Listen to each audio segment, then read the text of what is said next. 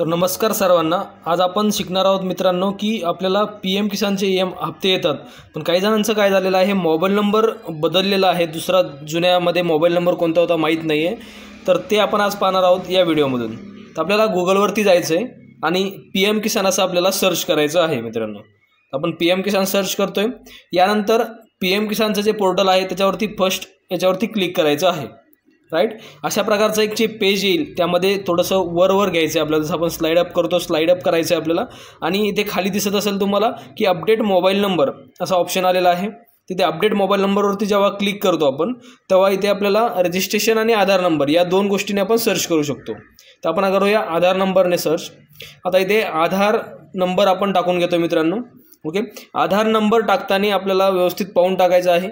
आधार number नंतर पुढे captcha दिलेला आहे, तो कॅप्चा आपण टाकून घेतो मित्रांनो। कॅप्चा टाकून घेतल्यानंतर आपल्याला काय करायचं आहे, पुढचं जे सर्च बटन आहे सर्च बटनवरती आपल्याला क्लिक करायचं आहे, बरोबर। सर्च बटनवरती क्लिक केल्यानंतर थोडंसं इथे खाली कन्सेंट येईल आणि तिथे जो बॉक्स असेल त्या बॉक्समध्ये आपल्याला क्लिक करायचं आहे।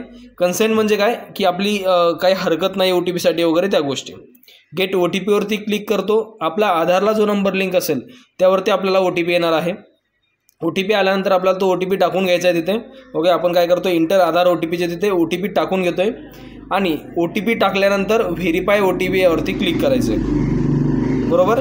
आधार OTP व्हेरीफाईड असा ऑप्शन येईल, त्यावरती ओकेवरती क्लिक करायचं आहे मित्रांनो आपल्याला। ओकेवरती क्लिक केल्यानंतर इथे खाली दिसत असेल तुम्हाला तुमचे पूर्ण डिटेल्स आलेले आहेत, रजिस्ट्रेशन नंबर असेल, मोबाईल नंबर असेल, आधार नंबरचे शेवटचे आकडे वगैरे सर्व गोष्टी आल्यात। आता काय करायचं, इंटर न्यू मोबाईल नंबर, तर तिथे आपला नवीन मोबाईल नंबर जो आहे तो टाकायचा आहे। आता मी जुना टाकल्यामुळे त्यांनी सांगितलं की नवीन नंबर टाका, तर नवीन मोबाईल नंबर आपण टाकतोय तिथं, ओके। नवीन मोबाईल नंबर टाकल्यानंतर गेट OTPवरती जेव्हा क्लिक करतो त्यानंतर तिथे आपल्याला जो नवीन नंबर टाकणार आहोत त्याच्यावरती OTP येईल आणि OTP आल्यानंतर ते आपल्याला व्हेरीफाय करायचं आहे। तशा प्रकारे आपण सिंपल मेथडने सिंपल पद्धतीने आपण पीएम किसानच्या योजनेसाठी जो नंबर दिलेला आहे तो नंबर बदलू शकतो। मित्रांनो, व्हिडिओ जर आवडला आहे तर व्हिडिओला लाईक करा आणि चॅनलला सबस्क्राईब करायला विसरू नका। धन्यवाद सर्वांना।